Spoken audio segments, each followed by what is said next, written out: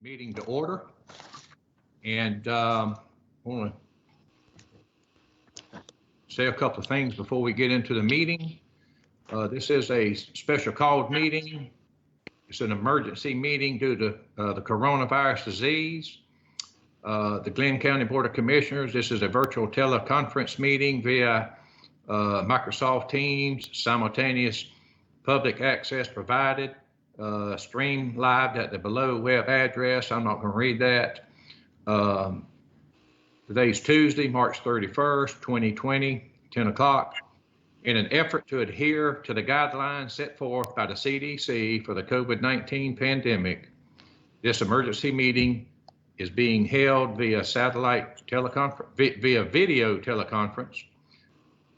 The public has simultaneous access to the meeting. The meeting will be streamed online for public viewing at the Glynn County Board of Commissioners YouTube page at the following web address. I'm not going to read that. I think it's on the, I think it's been advertised. And today, the discussion and consideration of voting on the following. This very general. Item 1, discussion regarding additional actions in response to COVID-19. Before we get into the discussion, I want to take a roll call of commissioners. I'll call your name, and if you're here, state your name and affirm you're here. Roll call. Commissioner Booker. Alan Booker, present. Commissioner Browning. Mike Browning, present. Commissioner Brunson. Bill Brunson, present. Commissioner Coleman. Bob Coleman, present. Commissioner Murphy. Peter Murphy, present. Commissioner Neal. Wayne Neal, present. And Commissioner O'Quinn. David O'Quinn, present. And we did that alphabetically, so try to be fair. And I want to thank all you commissioners for being here. Staff, who do we have here with staff today? Alan Hours, County Manager, you here? Alan Hours, present. Aaron Mumford, County Attorney. Aaron Mumford, present. Dwani Patel, County Clerk. Dwani Patel, present. Anyone else? Just trying to get it on the record if we can. Okay, we're gonna move on with the meeting. Commissioners, we're in the meeting. It's official meeting now. There's been a lot of back and forth over the last 3 or 4 days. Emails from the public, telephone calls. We're all getting them. Some probably got more than others. Been some discussion, telephone calls back and forth with some of the commissioners. And some of the topics that seem to rise to the surface, and the reason we're having this meeting today is if we need to take any action on those things that seem to be common in the calls that we all receive. Short-term rentals seems to be on the minds of a lot of people. Sea Island Beach seems to be on the mind of a lot of people. Travelers coming into Glynn County from hot spots, if you will, New York, Connecticut, New Jersey, New Orleans, seems to be on the mind of a lot of people. So, gentlemen, I would like to let you all weigh in.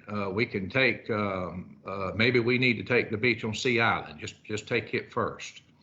And just have a discussion about it and see what we might want to do about the beach on Sea Island. We closed the beach on St. Simons. We didn't close the beach on Sea Island. The question is, do we need to take action regarding the beach on Sea Island? Well, if I could start, actually, when we first met Friday, almost 2 weeks ago, and we had the ordinance to shut down the St. Simons Beach, I asked on 2 separate occasions if it wouldn't make sense to have a discussion about the Sea Island Beach and include that. And at that time, there were no takers. And I'm not saying that as criticism, but unfortunately, what has happened over the ensuing 14 days, 11 days, is that more and more reports are coming out of groups gathering on the beach, basically flaunting the sort of restrictions we put on St. Simon's Beach. And in fact, a photo was circulated this weekend that all of you saw and others have put elsewhere. I'm not sure it's on Facebook. I haven't been searching Facebook diligently, but I have not seen it. But that really brought the issue to a head. And personally, I am still optimistic. I've stayed optimistic through this, but I'm also very realistic, having worked in the medical field for many, many, many years about these viruses. And we really are very fortunate in that we currently have no patients in the hospital on ventilators. Our numbers have gone up, but in large measure, I would attribute to the increased numbers of testings. But this is a point where we just cannot abide by people who are flaunting our restrictions and guidelines in the most basic fashion.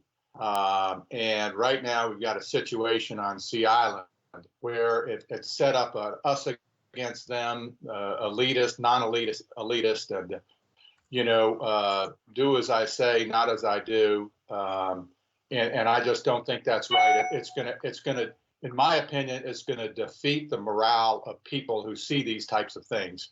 So I'm in favor of shutting down the beach on Sea Island, starting immediately. Now, that being said, I'm still, as I said the other day, would a period of 2 to 3 hours in the morning, early morning, for people to exercise. I know that was not accepted last time we met, but I think it's important, not only for mental health, but physical health, to get outside and exercise as much as possible. And I was criticized last time about it was not an effort to quote unquote open the beach, has been put on Facebook that Murphy wants to open the beach, which is an absolute unmitigated lie that people have put out there. But that having been said, there's no spring breaker worth his or her salt that's up before 9. So I just put that out there as a consideration, not necessarily today, but at some point in the near term,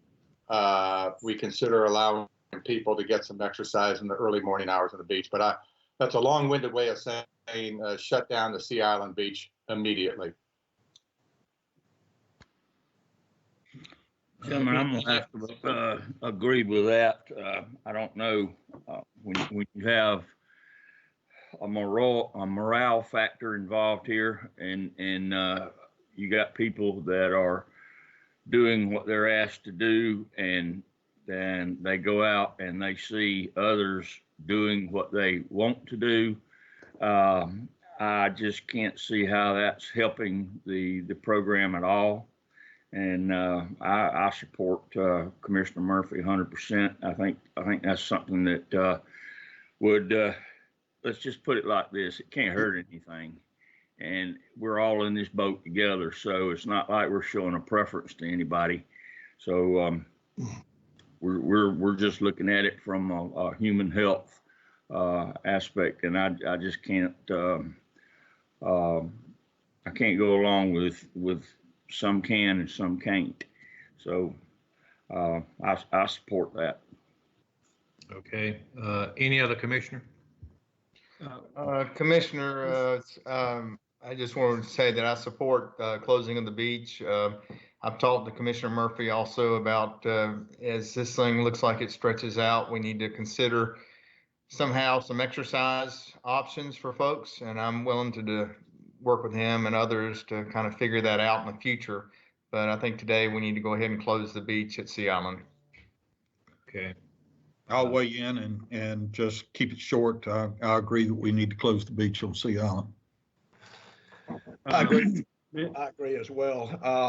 I think the beach on Sea Island is kind of like a billboard, and folks in the north see that beach open, and it's a temptation. They have the means and to get here, and I just agree with Commissioner Coleman about the fairness, but I also think it's an impetus to get people to come down here, particularly from those affected areas that are the most affected by the coronavirus. And so I would support closing the beach.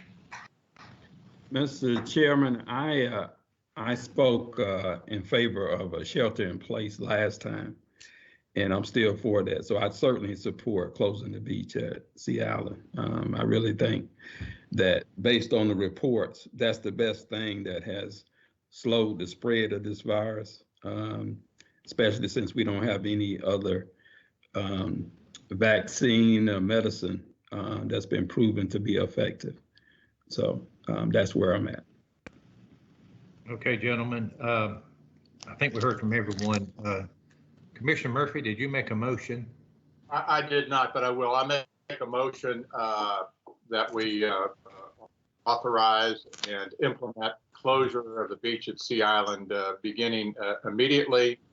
And I would put the end date as the same end date on St. Simon's Island, which is April 13th.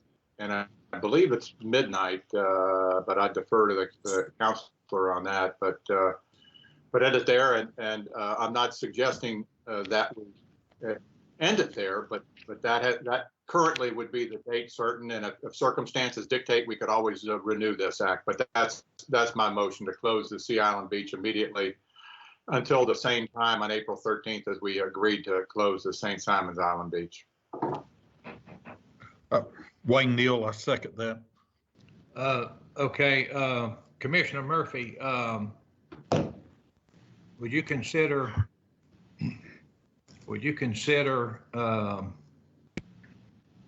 changing that motion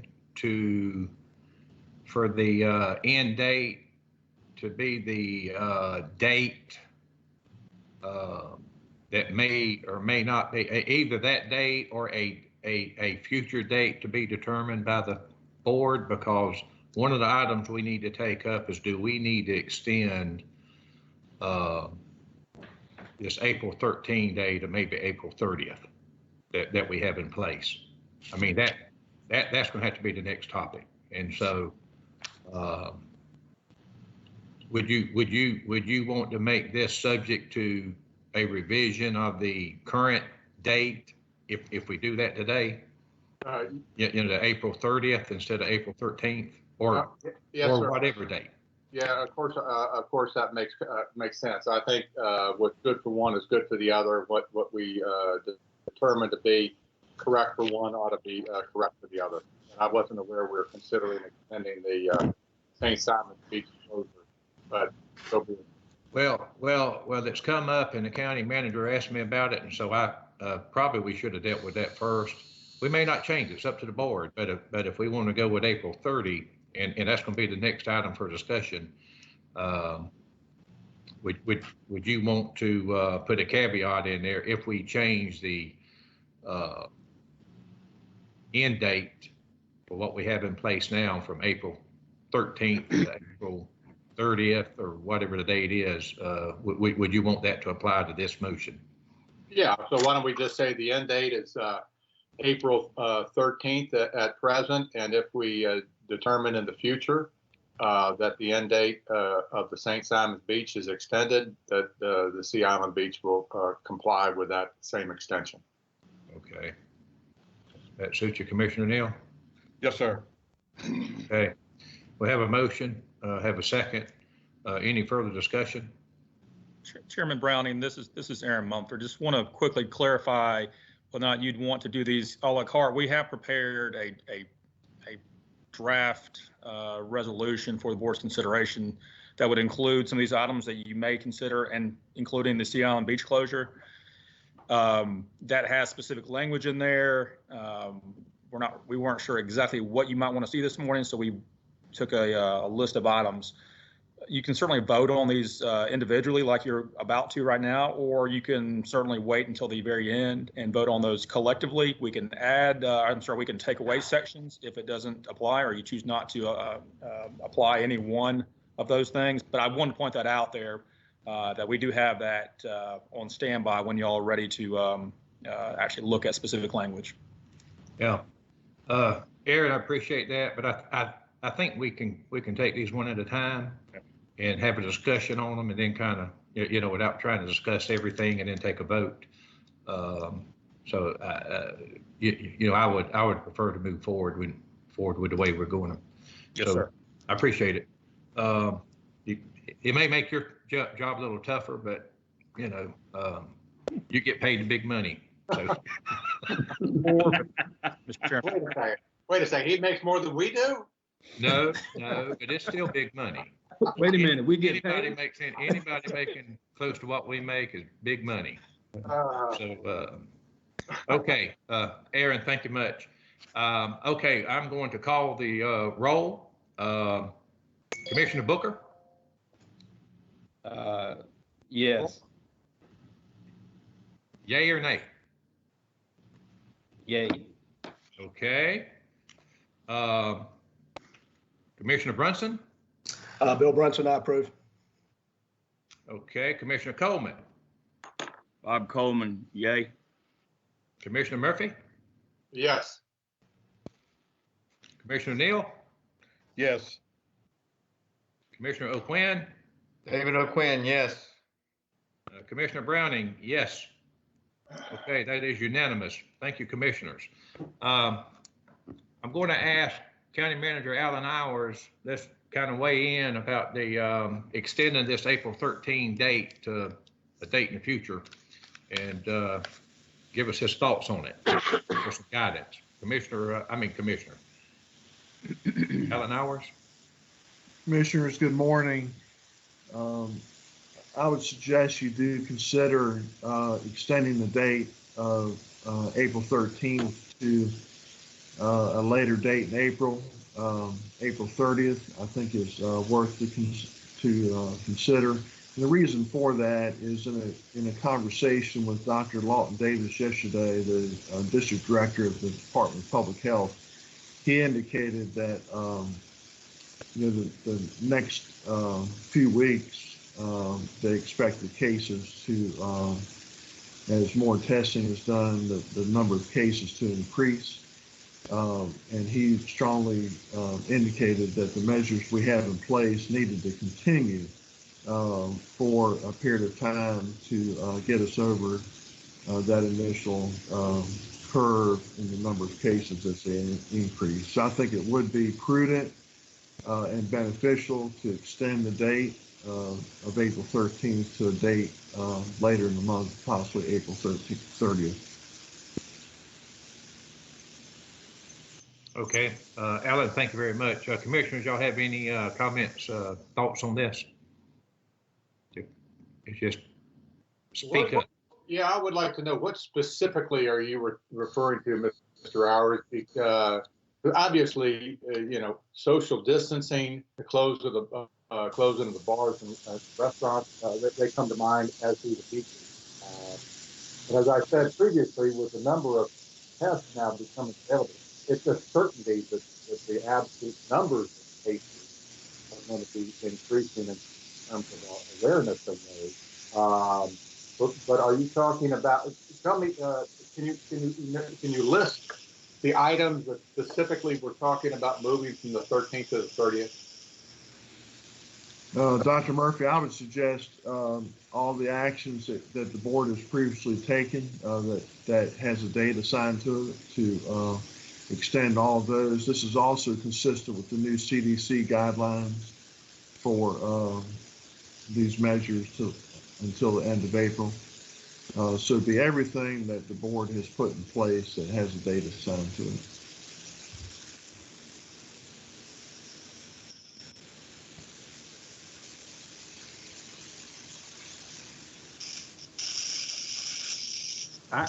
Mr. Chairman, I don't have a problem with extending it to April 30th, what we've already put in place. I just don't think it's adequate for the situation we're in right now. So I don't know how we're going to weave that into our discussion and decisions today. Okay, commissioners. Mr. Chairman, I don't think any of us have a crystal ball and know what's adequate or what date's appropriate or anything else, but I do think it's wise and prudent and to extend the date to April the 30th, and just makes sense to do that, and we'll certainly revisit it at that time, but probably prior to then. So With that having been said, Mr. Chairman, I'd make a motion that we extend those applicable items that have an effective date of April 13th out to April 30th. Second. Okay, we have a motion and a second. Any further discussion? Yeah, I think Commissioner Brunson makes an excellent point. You know, by doing this, and I would certainly include the Sea Island Beach decision we just made. If circumstances change radically, which in all likelihood they won't, we always can revisit it before. So it seems 30 days from now makes great common sense. Yes, sir. I think so. Any other commissioners want to weigh in before we call the vote? Is there, this is Wayne Neal, is there any written proclamation to this effect?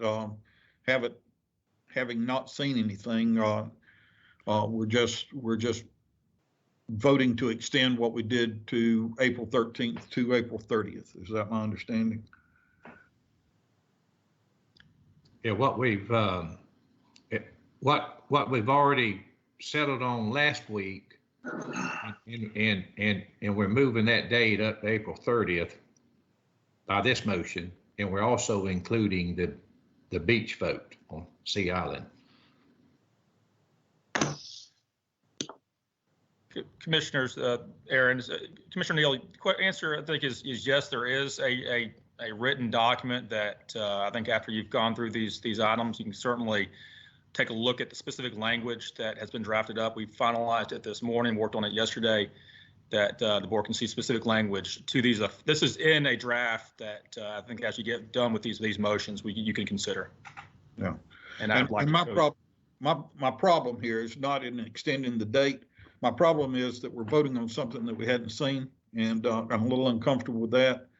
I certainly know that we have to make exceptions for these extenuating circumstances, but in the future, I'd very much like to see, even if there's only time to get it into an email to us, I'd like to be able to see and read what it is I'm expected to vote on. Yes, sir. And you're not voting on that resolution right now. I think you're voting on these individual items. So you're not voting on any text of any resolution. We will certainly have that ready to put up on the screen this morning if the board so chooses. But Aaron, aren't we just extending the date from the last meeting where we went line by line through the declaration? So I think Commissioner Neal, that's what we're actually voting on, just changing the date. I do understand that. Yes, sir. You are extending that date. You're also extending out your declaration, the initial St. Simon's Beach closure, all those ordinances, or that ordinance with the alcohol, the resolutions you've already adopted would be extended out through and including April 30th. That is in the form of a written resolution that that I will have for you to consider. But yes, and that has specific references to specific resolution dates and numbers. It's the legalese to dot your I and cross your T on what you're talking about right now. But you're not actually voting on any one specific resolution. I think you're just voting on the concepts and the principles of beach closure, extension, et cetera. But I do have that document ready, and it'll put on the screen right this morning along with the county clerk's assistants.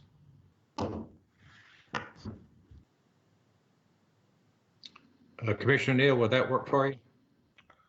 It'll work for this, for what we're about to vote on, and I'm ready to call the vote. Any other commissioners want to weigh in? Okay, we'll call the vote. I will go down the list in the same order again. Yay if you approve, nay if you don't. Commissioner Booker? Alan Booker, yay. Commissioner Brunson?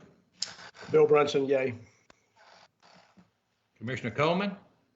Bob Coleman, yay. Commissioner Murphy? Peter Murphy, yay. Commissioner Neal?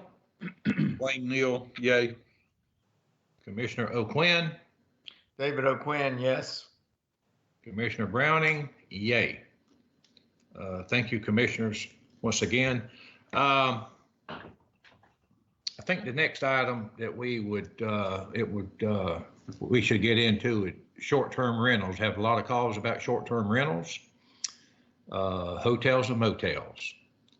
People concerned about, especially about folks coming in our community that may come from the hot spots, that may be bringing this virus with them, and how we protect our community. So anyone willing to lead off on that? Mr. Chairman, I'd like to see us maybe address them separately. We can vote on them together, maybe if it stays in one accord. But as far as short-term rentals, I have talked to a number of real estate companies, and they are in favor of closing St. Simon's to short-term rentals for a foreseeable future. So I'm guessing this same time frame of April 30th. I think it's probably the right thing to do at this moment in time. And I don't know what exceptions we might need to put in place. Some of them said they did have people in short-term rentals that's working on dissecting the ship, that's working on that. I think we have to keep that take it into our consideration of the language that we form here. Yeah. Commissioners, as we talk about this, I would like to, before anybody jumps out, makes a motion. Let's have a full discussion of this issue, because I've heard some comments from a lot of people, and I'm sure most of you all have. So let's kind of discuss this thing from all angles if we can, and before anybody jumps out, makes a motion. So Commissioner Neal, appreciate you jumping on out there. Any other commissioner wants to weigh in at this moment? Well, I'll make some comments, and I think we've got to think in terms of just St. Simon's Island or all of Glynn County. We've got to think about short-term rentals. We've got to think about people who are already here, people who may be desiring to come here, but also on St. Simon's, we have hotels, motels, and the two biggest hotels have already shut down through the middle of May. We do have some motels that I believe are still functioning, but we also have a large bed and breakfast. I think we need to include all of those. And my suggestion would be, after listening to the points made by both Karen Bass and Bruce Dixon about the types of folks that are coming to their motels, hotels out towards 95. A lot of those are first responders, FLETC people, incident response team members, a lot of issues like that. And at the same time, we can't close down the corridor of 95, but, people are out there bringing supplies to our grocery stores, our pharmacies, our hospitals, and they too need a place to eat, a place to sleep. So, I would be reluctant to shut down anything that's that far removed, because really what we're trying to do, in my opinion, is to eliminate those that are suddenly fleeing from the so-called hotspots and coming down here and are not self-quarantined. That's the issue. So, I would like to see us apply this to St. Simon's. I'd like to apply it with, again, immediacy. I don't see how we can look at those who are already here in place and say, well, you've got to leave. That does not seem to be in the spirit of fairness. That's like creating a law and applying it to people who may have violated that law 6 months ago. But that being said, I would expect any of those who've come from hotspots, and I include New York, New Jersey, Connecticut, Chicago, I'd include Louisiana, that they, self-quarantine during that period of time. But yeah, I would include hotels, motels, short-term rentals, and bread and breakfast on St. Simon's Island, with the exception And I'm hoping that the attorney will include in this exception people like first responders, people like the incident response team that are taking care of the Golden Ray that may or may not need to stay on St. Simon's Island, but make those exceptions clear. But you know, make this in place to the same date we just made for the others, that being April 30th. And I know Commissioner O'Quinn has, you know, got something else to say because he and I have talked about that. Sorry, David, but go ahead, please. No, I agree with you. I think we need ban any new short-term rentals between now and April 30th. I think the ban should be for the 3 barrier islands. I'm not sure if we have can do that on Jekyll, but Jekyll, St. Simon, Sea Island. I think we can make exceptions for. I believe Aaron can make exceptions, or we can define what quote essential first responders are that may be exempt to that. But I think that's it's the wise thing to do at this point, and I think you know, I fully support it.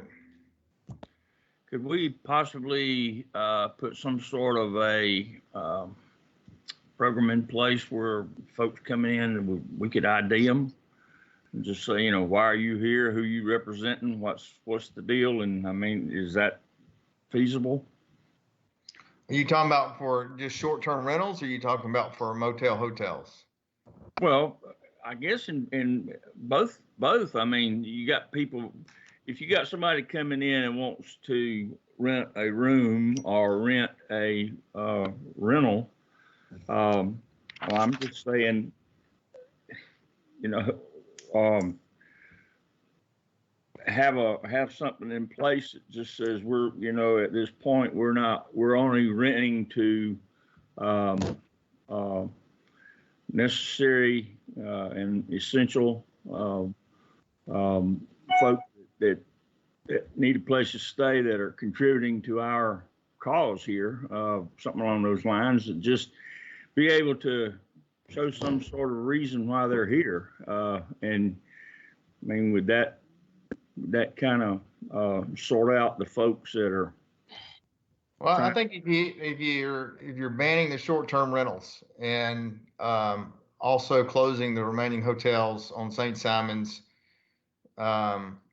that gives you the opportunity to eliminate a lot of what we're seeing and the complaints that we're getting, which are folks fleeing from areas coming down here looking for a place that they can land for a few weeks. If someone is looking for a place to land for a few weeks, we need not to allow them in the next 30 days, in my opinion.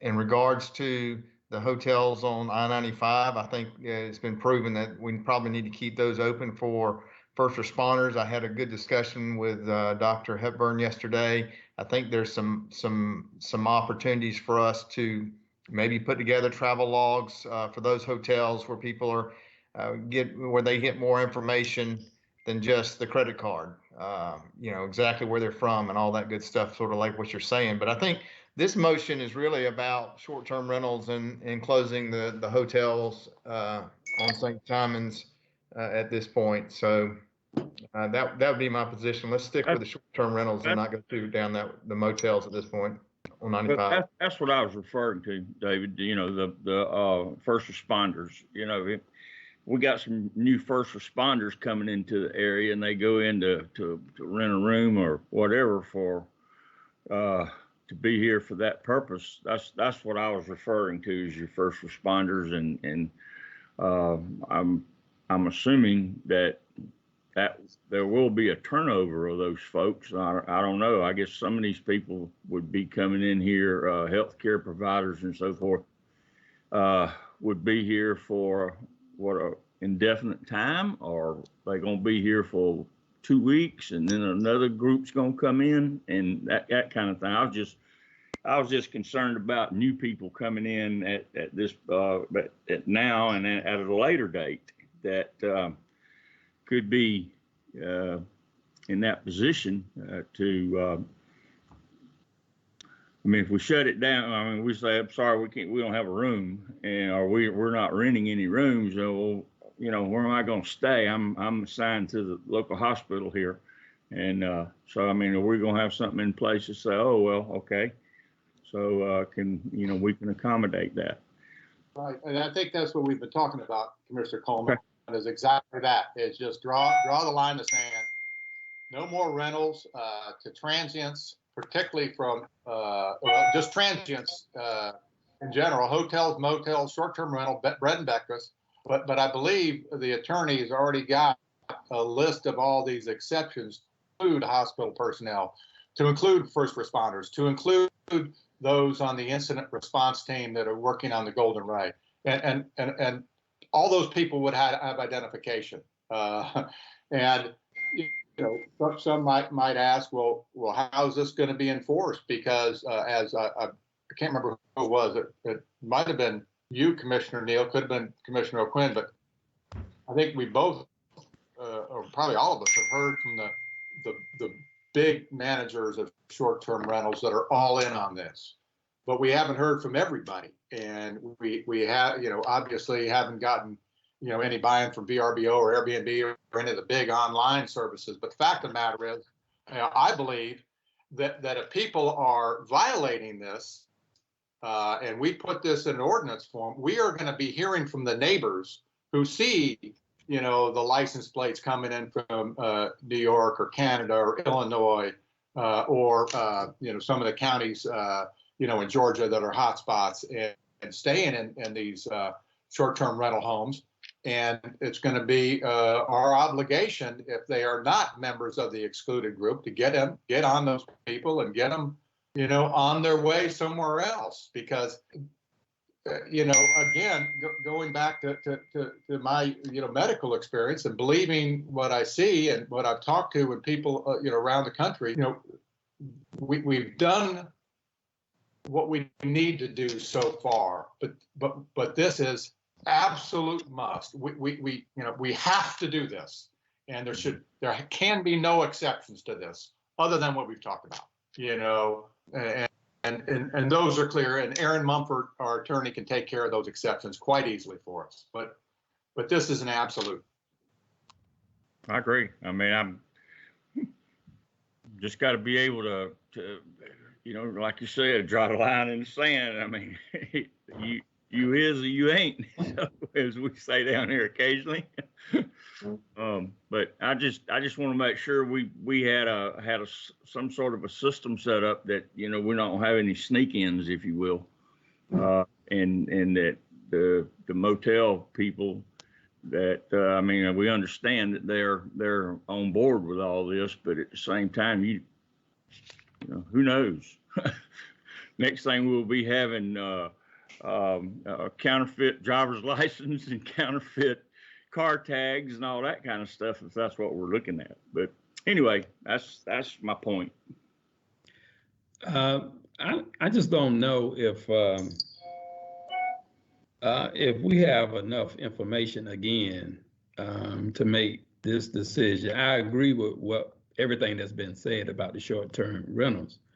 But if we close down the island, what stops people from filling up the hotels and motels on the mainland? And I'm not sure, what are other people doing? What are they doing in Albany or somewhere else? Because this is about us trying to limit the spread of this virus, I believe. And I think we were already too late for certain things. So what should we be doing to keep us from becoming the next hotspot? That's where I'm at on this, and I'm not sure exactly, other than shutting things down as a way to do that. I think we've taken some incremental steps, but we're at a point now that it has put up a shut up. And I just think that we have a lot more people with this virus here. Once the testing comes out, I really don't know how the hospital is going to be able to handle certain things.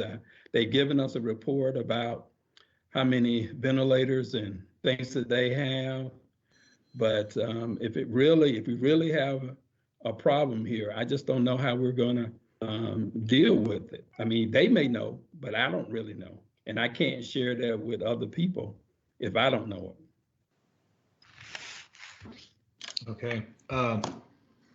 Commissioners, anybody else want to weigh in?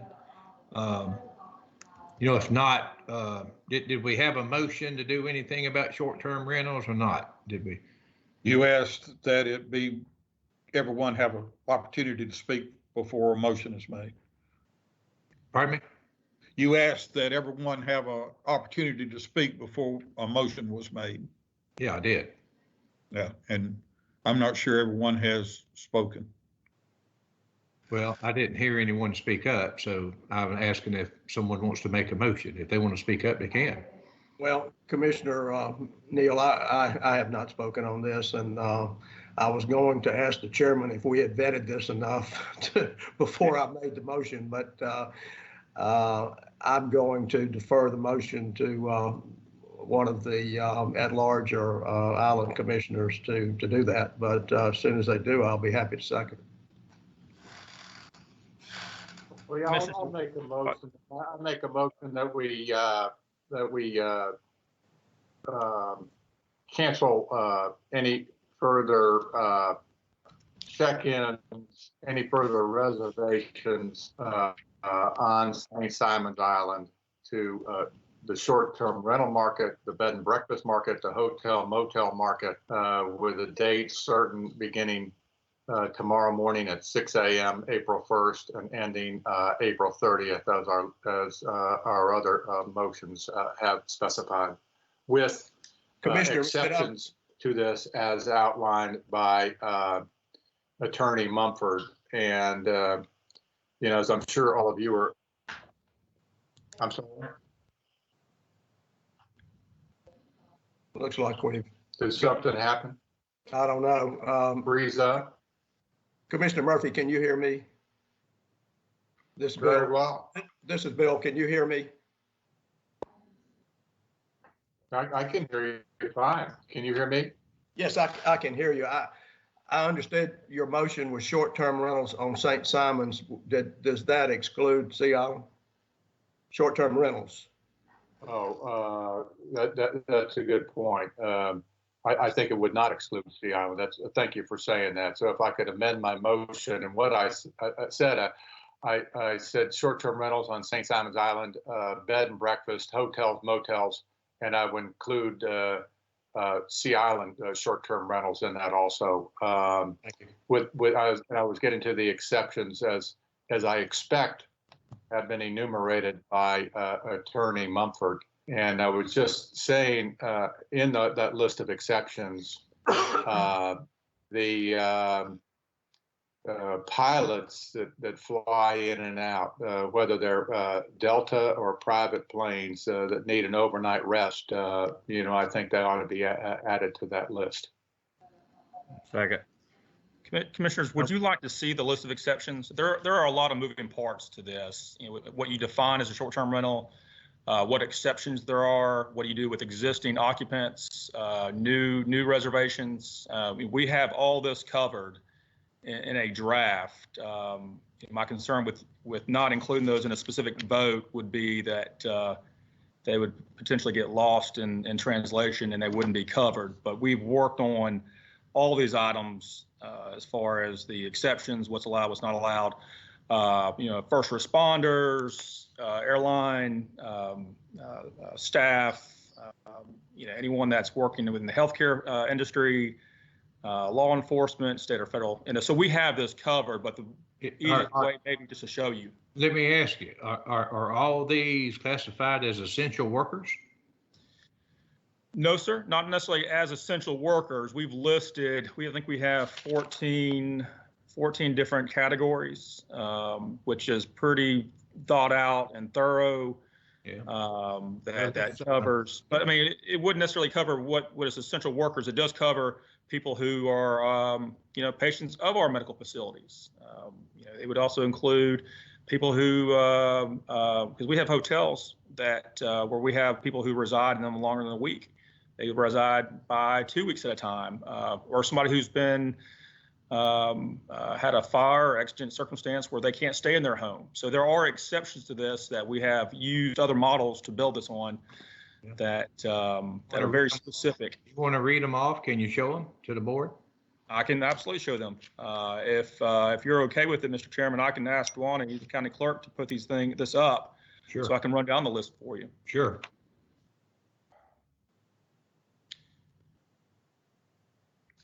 And Mr. Chairman, I again have a problem with us voting on things before we've had the chance to read. I don't mean to sound saddle an alarm of controversy here, but at the same time, I have a real problem passing things and then we'll see what's in it. I don't know how to get past this at this point, but language, we report to the voters of this county, and we're passing things that now that we're going to see for the very first time here on the screen, hopefully in a few minutes. I've got a problem with this process, and I'm just trying to verbalize it. I know we have to move forward, and we're in extreme times, but we have to be able to see. Well, Commissioner Neal, the county attorney, explained that we can. I don't know. Am I still here or not? Yes, I can hear you. Okay. Yeah. The county attorney explained that when we vote on these motions that are being made, even if they sound rather general, we're going to have to go back and approve the actual resolution, okay, which will have all the details in it. That's the second step of this. I don't think anybody had any idea all the nuances that we may get into here today. I surely didn't have. Even the county attorney didn't have. He didn't know if we were going to. He didn't know if we're going to include every hotel in Glynn County or not. I think we can. I think we can nail it down very close. We can move these motions forward. The county attorney will put it all in a resolution, if you will, for us to come back and look at. And if we have any problems with anything, if there's something in there that we don't want in there, we can take it out. If we need to add something to it, we can do that. But nothing's going to take effect until we look at that final resolution that he puts together based on the motions we're making here today and the input he gets. So I would say normally, the process would be that we'd probably have a work session and we'd talk all these things out. Okay. We'd talk them all out, kind of decide what we want. We'd have a very lengthy discussion. We can do that. I have no problem with that. But I also felt like for a matter of timeliness, we're going to have a combination work session and a regular meeting, if you will, special called meeting. And nothing's going to be final until we look at the final piece of, if you will, legislation that he puts together based on what we're making motions on today, what he's hearing. He'll bring it all back to us, and you and all the rest of the commissioners will get to vote on that before anything's implemented. So, with all due respect, Mr. Chairman, I think we're voting on things right now that's going to take effect at 6 a.m. in the morning. So I'm not trying to be a fly in the ointment here, but just like Commissioner Murphy made his motion, he was unaware of some of the things. The language is changed and it's fluid. I agree we need to move forward, but this, in my opinion, this draft that we're seeing on the screen now was prepared prior to this meeting, and yet it's still the first time we're seeing it. And I understand that, Mr. Attorney. Anything going to take effect until we come back and codify this with another vote?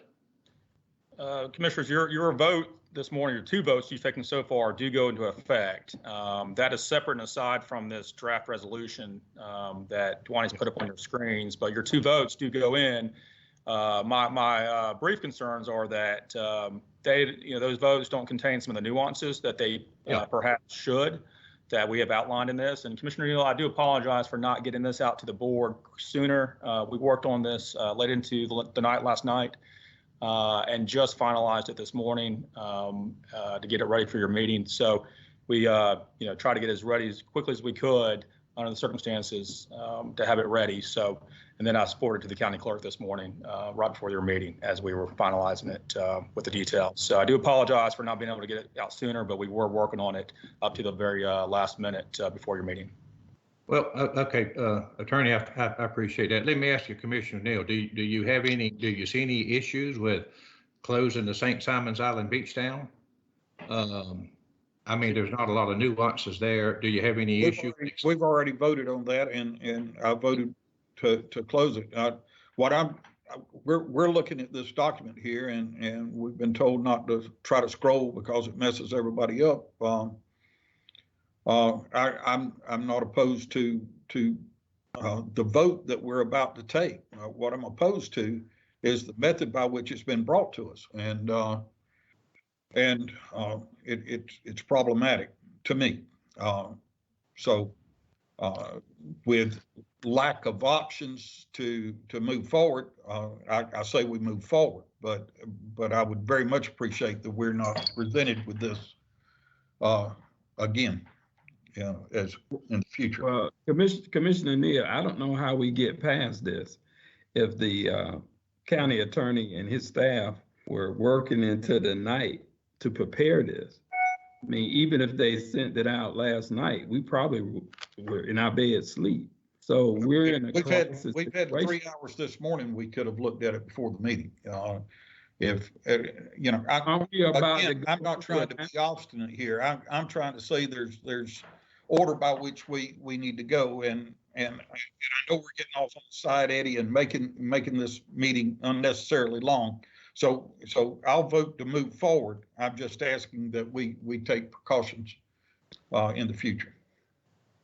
Commissioner Neal, I just say again, that none of this is going to go into effect until you have an opportunity to look at it again. So, we're going to, the board's going to come back and approve the final resolution. We'll approve the final resolution. This is only one way we can come together and make sausage. It's not pretty, but this is one way to do it. There's a lot of thoughts, there's a lot of ideas out there, and so we can nail everything down, as possible as we can. And we could have come in here today and possibly said, I don't like half of what's on the list.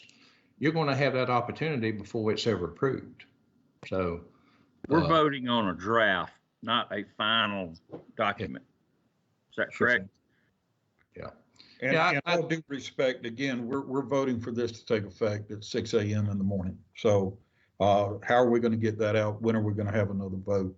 I will, because we're getting side-edged here, I will ask to call the motion, Mr. Chair. Okay. This is not going to go. This is not going to go into effect until we approve it. Mr. Chairman, I thought we were about to go through it. Keep moving. Let's get to the checkered flag here. We're in an emergency situation. We're in an emergency situation. These things are, we're talking with each other, up to the hour before the meeting. This is fluid. Let's just find out what Aaron put in this, and if we want to add or subtract like we did last time with some of the issues in the public parks, so be it. But that's the nature of an emergency, and that's what we're in now. So, with all due respect, let's keep moving forward. Aaron, you were going to explain to us what was in this? Yes, sir. Yes, sir. So we have in section 2 on your screen right now, we have set out what is prohibited, or what would be prohibited if you were to adopt this. So I will quickly go through it. Section 2, little I, starts off with saying any rental or occupancy of a commercial lodging establishment, which we define, for a period of less than 30 days, which is your short-term rentals, or short-term temporary stays, shall be prohibited until April 30th. So that's consistent with your April 30th extension dates that you've passed this morning. Again, we define essential lodger, which is where your exceptions come into play. We also say any person who's already checked in, physically present in a one of the, and this does include, and we define what that commercial establishment is, but it includes hotels, motels, short-term rentals, et cetera, beyond St. Simons and beyond. You can curtail that. You can limit it to St. Simons or Sea Island, but this is kind of a canvas you can work with. So if you're already in current reservation and physically checked in, you can stay until the your reservation ends, but those reservations cannot be extended. And then, of course, if a owner of a short-term rental wants to, that's in little C or C right there, wants to stay in their own property, they could do that. In little two, again, they can't take any new reservations or extend reservations. So they would have to cancel anyone who's not physically checked in. They would cancel those reservations if that reservation has them checking in through April 30th, 2020, 11:59 p.m. Again, if they're an essential lodger, they would not be included in this list. Dwani, if you can move to the second page, or at least the top of the second page, thank you.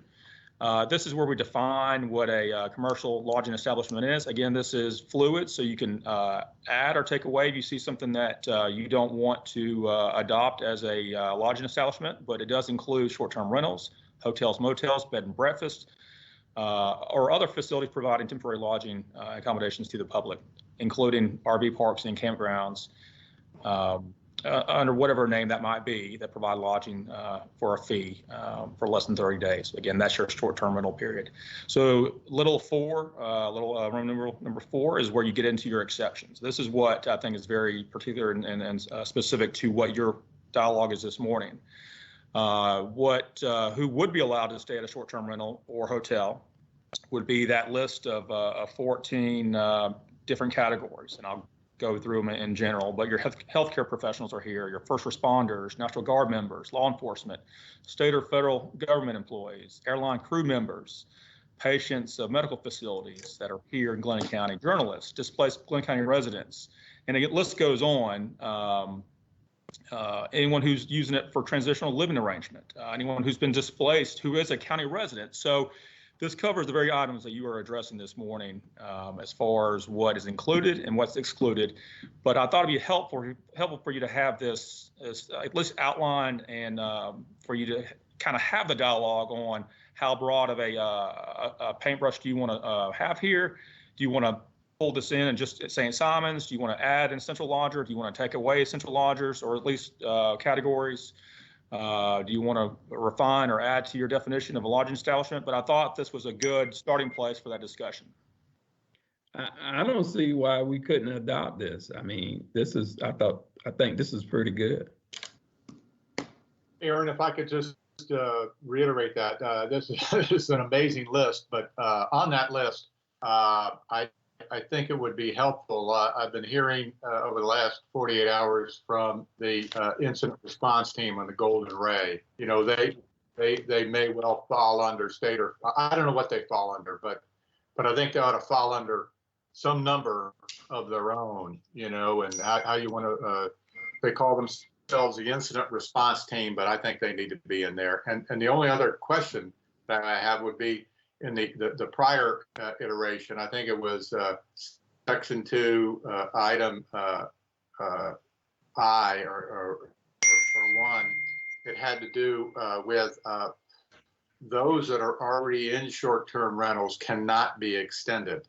You know, I wonder if somebody's been here for 10 days, 2 weeks, and they've basically gone through a period where they're clearly, haven't come to us in an infected state, which really we're trying to preclude.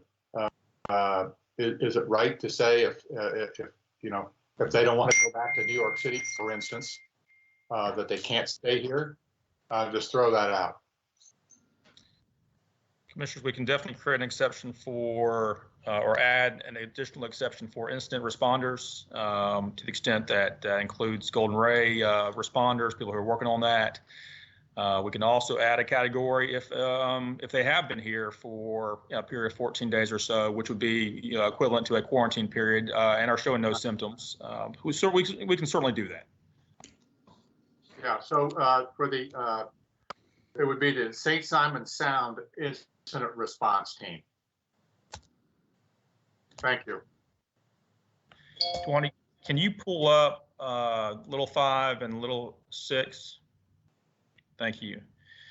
Commissioners, and this is the full section on this. So we go on to define what a short-term rental is. And this is why we thought it was important for you to have specifics in front of you this morning so you can actually see what it was. And we also define residence, as far as what that is, what that isn't. But your short-term rentals are people who are staying for less than 30 days. If you are renting a house for 2 months and this is your home, this is where you're going to reside, this would not include that. So it's very meticulous in terms of how it defines, what is and what isn't covered, what's a short-term rental, what's included in the hotels, who are excluded from that.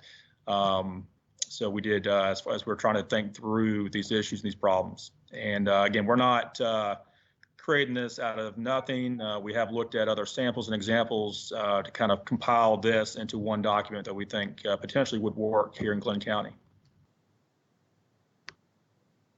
And the other thing is specifically limited to St. Simons and Sea Island for the reasons that we discussed earlier of the number of hotels, motels right off 95 that are really not dealing with vacationers. They're dealing with either a similar list you just put up, but also transients going up and down the highways that we don't know, may ever know, but they're taking supplies to other hospitals. They're taking groceries to the stores, pharmaceuticals to our pharmacies. They're doing something that needs to be done.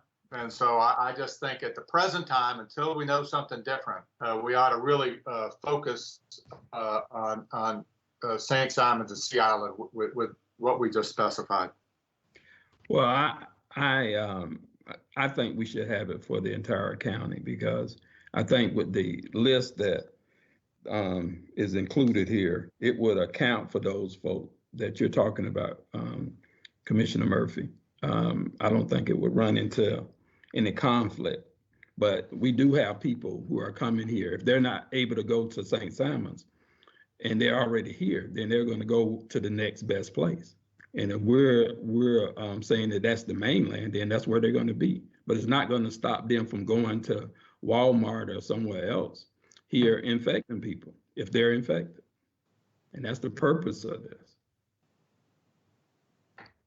Well, in 2, you've got right there on 17, right in front of the Dixie O'Brien paint property there, you've got 2 small motels. This could very well, if somebody had to settle to just a 1-room deal, as somewhere to stay, somewhere to sleep, they'd be right dead in the middle of Brunswick, city of Brunswick.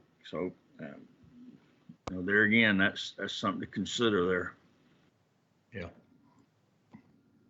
Well, they're going to make their way throughout the county looking for stuff to eat or something. If they're right there on 95, they're not going to just stay out there. So it doesn't make any sense for us to limit it just to the island, because if they're not going over there, they're going somewhere else. Hence why we have all these emails of people saying they are coming down from the north. And then Florida is shutting them down, sending them back. So where are they going? They're coming here. We're doing the same thing internally here. Yeah, they're not going back to New York, that's for sure. Let me chime in.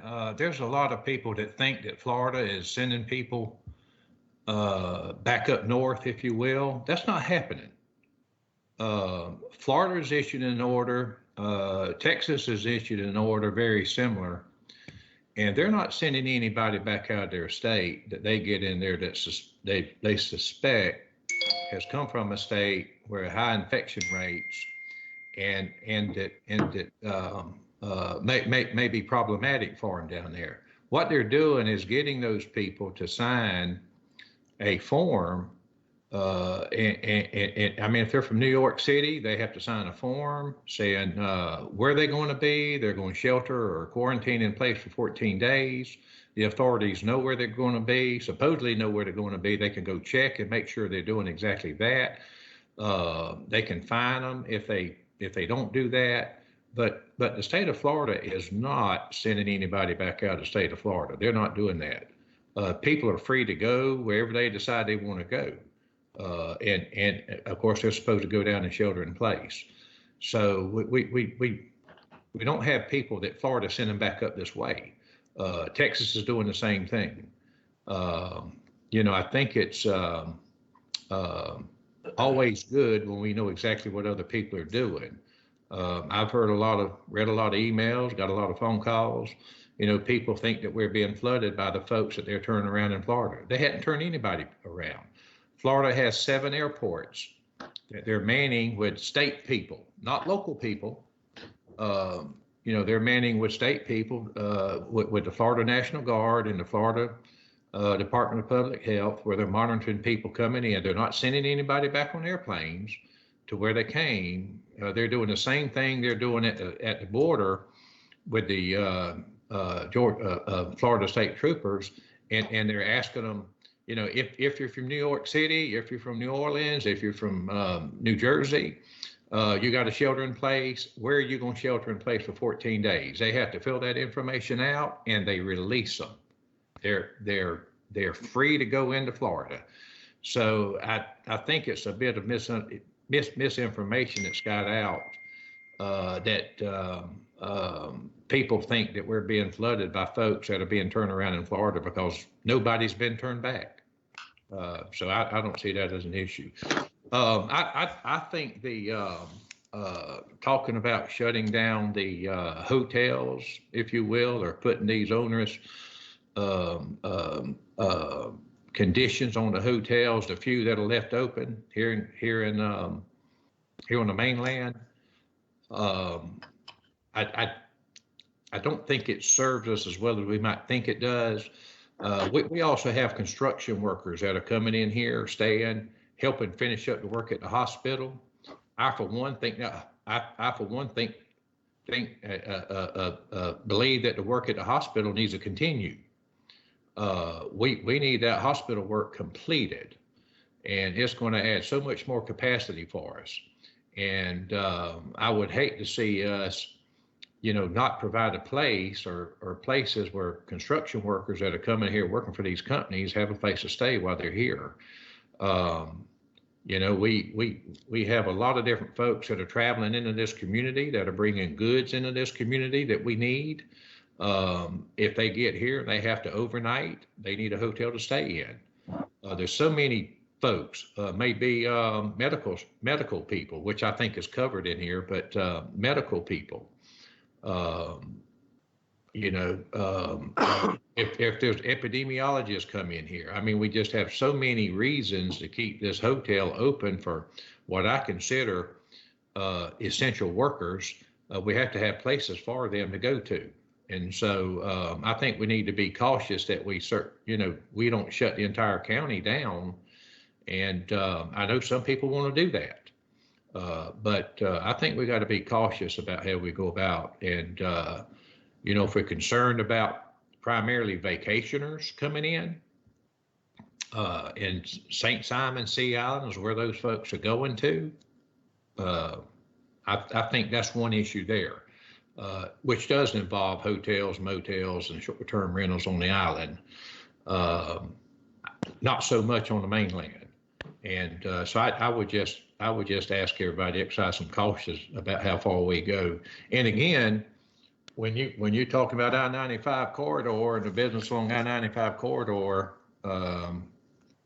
I for one don't believe we have any kind of the resources it would take to implement anything along that corridor that would be very effective. So that's my 2 cents worth. Mr. Chairman, could I just briefly, these social distancing meetings have their challenges, and I'm lost. Did Dr. Murphy make a motion? Are we dealing with a motion that he made regarding short-term rentals, motels on St. and Sea Island, or am I just lost? Was that still here, and okay. The motion was made for Sea Island and St. Simon's, and what happened was I suggested that we include what we currently call short-term rentals, for basically our private homes. homes rented out for lodgers, bed and breakfast, hotels, motels on Sea Island and St. Simons. And then we came into the exclusions for the first responder type for the St. Simon Sound Instant Response Team and others. And that's where we were. But I did make a motion, and I think somebody might have even seconded it, but I'm not positive. I'm not sure. I'm not sure it is still Tuesday. The Commissioner Murphy, I'd like to concur with a statement that you made regarding people that want to renew a short-term rental. I think that makes a lot of sense. People that have been here a while, we know who they are, and you know, if we throw them out after their short-term rental expires, it may be the owner of that house that comes in, and we have no knowledge of the situation that owner's in. I think the best situation we have is that person that we know that has been here, has been, and so I would concur with what you said about the not about allowing someone to re-up their short-term rental if they wanted to. And I think you said that, did you not? I did. Not, those were, I asked the attorney, Mumford, to put in the St. Simon Sound response team on item number 4 here and up top to eliminate the prohibition of extension of rentals to those who are already here. This would apply to people that might be arriving tomorrow for the rest of the month. Okay. All right. So we have a motion and a second. Any further discussion? Yes, Mr. Chairman. Aaron, the paragraph listing the essential lodgers, does the line about transitional living arrangements, is that for the homeless, or, I mean, does this document address the homeless issue for organizations that are working with them and trying to put them up? It does, Commissioner. That's mainly why something like that's in there. Okay. We try to think through all the permutations of this, the variables, but that would include somebody who, you know, either homeless or is between homes. So yes. Okay, and what is the motion again? Is this just for Sea Island and St. Simons? Are we including this draft that we just went over into this language? That was the intention, Commissioner Booker, to have it for St. Simons and Sea Island, at least of my motion, and with the exception that we just discussed with Attorney Mumford.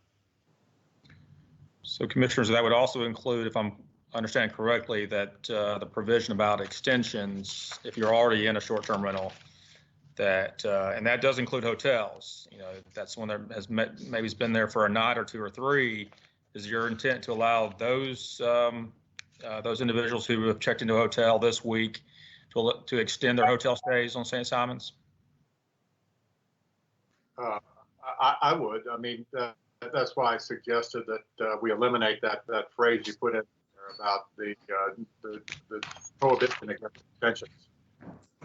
Now, that being said, just as Chairman Browning said about Florida, you know, the hope is that anybody that's come from a hotspot, and I include Atlanta in the hotspot zones as well as Doherty County, if any have come here, that they have the self-awareness to shelter in place and quarantine for 14 days, whatever that began or ends. I'd like to, under essential lodgers, point number little I-4, we have airline crew members on official business in Glynn County. I'd like to also see if we could include in that airline pilots on medical emergency missions. We have a lot of Angel flights that come in and out of here. I'd like to see that included as an essential lodger. We can do that.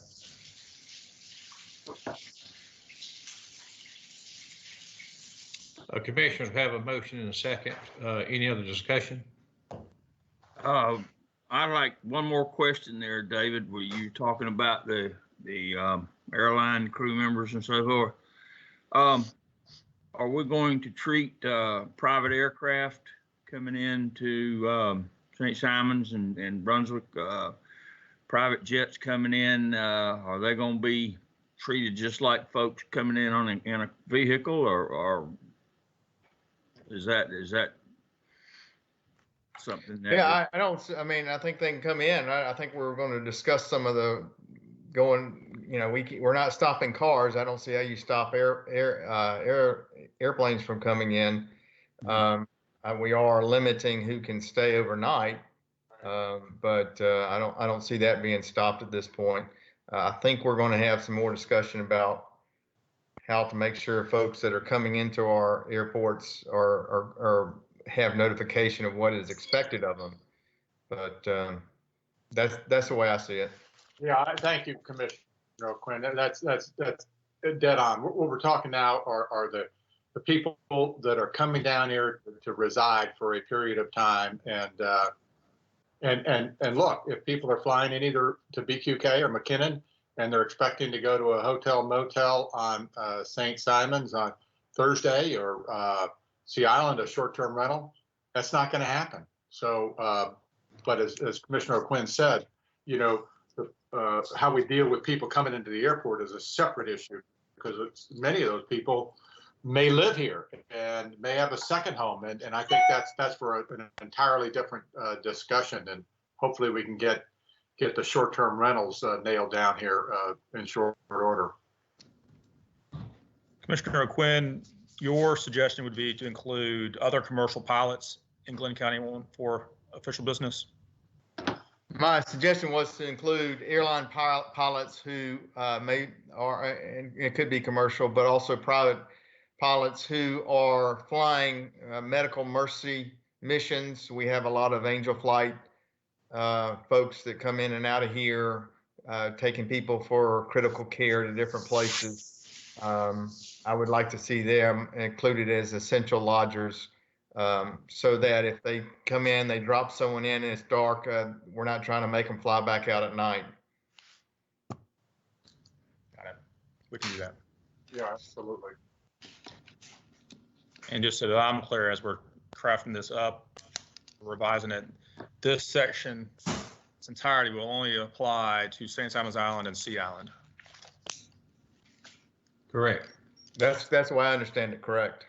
Yeah, that's what the motion is. As we're talking about this, and I'll send this back over to Dwani so she can put it on the screen. So we'll add a section 7 to that. Or I'm sorry, little 7, Roman numeral 7. That will limit it to St. Simons and Sea Island only. And also, so that I'm clear, this includes not only what we call short-term vacation rentals, which are the residences. It also includes the hotels and motels. And bed and breakfast. And bed and breakfast, right. Yeah. Yes. Got it.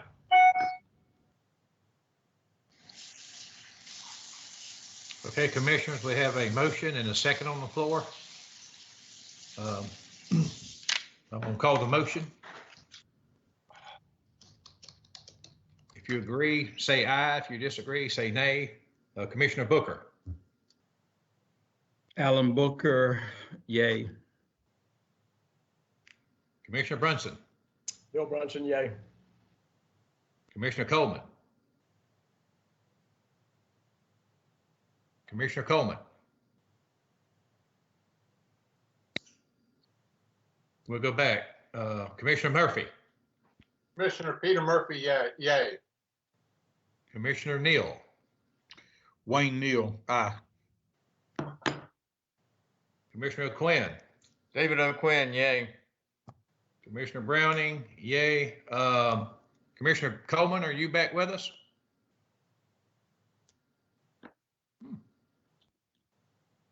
Can anybody get a hold of him? How are we gonna do that? Well, I mean, just see if you can talk to him. Commissioner Coleman.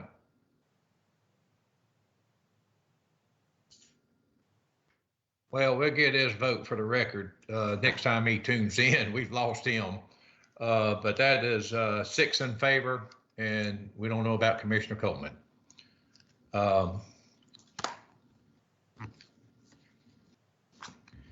think the next topic should be the next item should be talking about the airports. Commissioner Coleman, are you there? Okay. I sure wish he was here because he was wanting to talk about the airports. I'm not a real expert about the airports and what we can do out there. I had some discussions with Executive Director Robert Burr yesterday. Been reading some communications that come down from the FAA and the state, and I think because of the federal funds that we receive at these airports, our hands are largely tied. We can't prevent aircraft from flying into the airports. We don't have that kind of control. Mr. Attorney, if I say something that doesn't sound to be a fact, it isn't fact. It's way in. It's only my understanding of everything I've talked to Mr. Burr about and what I've read, but the fact that they've received the federal money, we have that connection with the FAA. We can't tell pilots no, they can't fly into these airports here. I believe what it boils down to, what we do have as our option is see if we can talk to the people that come in here and see where they're from, if we want to go that far, and if they're from the hot spots, ask them to do a 14-day quarantine and something on that order. But as far as preventing people from coming in our airports and getting here, I don't see that as an option. Does that sound about right, Mr. Attorney? Mr. Chairman, I'm certainly going to defer to the Airport Commission and their director on guidance for the airport, and I'm certainly aware of what they're talked to us about as well. Yeah. I don't know if any of the other commissioners has read any of the information that's come out about airports, but I think it's pretty much what Florida's doing, or I think Florida would do more. And I've read up about what Florida's doing, and Florida's pretty much identifying those that come into the airports, and that's only 7 airports. They're not looking, and Florida's got a lot of airports down there, mind you, but they only have people at 7 airports, and they're screening and using state personnel, not local personnel, and screening folks. And if someone is from one of the hot spots, they get them to sign a document, that they're going to self-quarantine for 14 days, and that they're under penalty of a fine if they don't do that, if they're caught not doing that. And then they're released to go wherever they say they're going to go. So that's what I understand is out there. I don't see we have a lot of options with it, but I would love to hear what the commissioners have on their minds and what they think we might can do. What you just said is exactly what I have on my mind. We need to look at BQK. We need to look at McKinnon.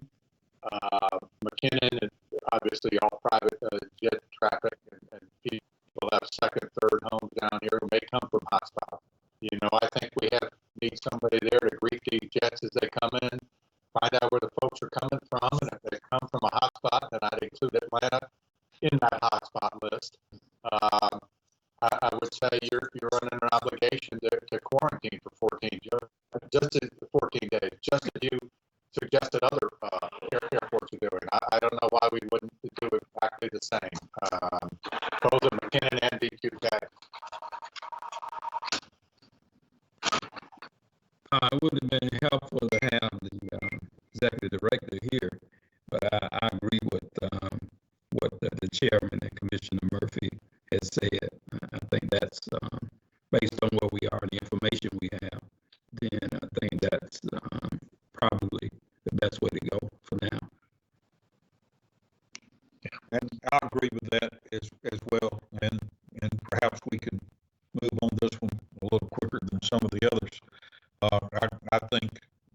exactly what the chairman and Commissioner Murphy suggested would be the right course of action. Okay, so we can get staff to have a conversation with Robert Burr and see what they can implement, see if it'll suffice. If we take it from there, I mean, would that be acceptable? To have that conversation, you know, to have Alan talk with the airport and tell them our concerns and see if they can't come up with something that they can do out there with their people to screen the passengers coming in. Should we, instead of talking to them, should we just pass a motion to instruct them to do it? Or instruct our staff to come up with a plan where we can monitor and identify folks as they come into these airports that they are given information and are registered? Yeah, that's what we were deciding to do, something definite, not to have just a discussion. Yeah. Why don't it might be that we need to do that, but why don't we let Alan have a conversation with Robert to find out what they can do, and we may have to become a part of what they do. He may say they don't have anybody to implement this. So I'd hate to put a motion out there right now, not knowing all the moving parts of what we're getting into here from the airport side. I think Robert and Airport Commission, you know, can certainly understand what we're trying to accomplish. Let them see if they can deal with that for us. If they can, we may have to come back and do a motion at that time that if you will, codifies that and cements that into some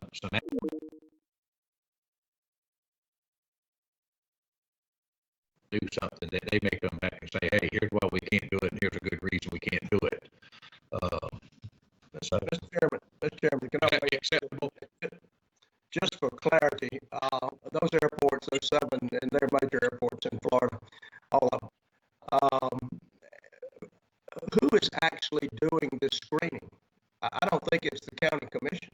It's not. It's state. I have read everything I could get my hands on. It's the Florida Army National Guard. We don't have the Georgia National Guard down here to do that for us. And it's also the Florida Department of Public Health. We don't. This screening process that we're talking about doing is over our pay grade. I mean, I don't know that the airport commission has qualified people to do what we're asking them to do. And I'm not sure Glynn County has qualified people to do what we're asking to be done from somebody getting off a G650. I don't know where we're going here. I mean, unless TSA is willing to step in and do this, and again, this is way above our county commission level. I don't know how you do this. Yeah. Well, I agree. I personally think this is state level. I think this is state level enforcement. Georgia has the resources of a lot more folks than we have, just as Florida has done. Georgia has a Department of Public Health. They have employees that know more about this than we do. I would like to see them marshal those resources, and they're not doing it at any other place in Georgia. The governor hasn't stepped up, and they're not doing it. And I'd be cautious about us going there. Mr. Chairman, I think that the commission maybe adopts a resolution to go to the state or go to the federal government. Bill? Yeah. We are streaming this out live, and our streaming computer has gone down. We're going to take a recess and let it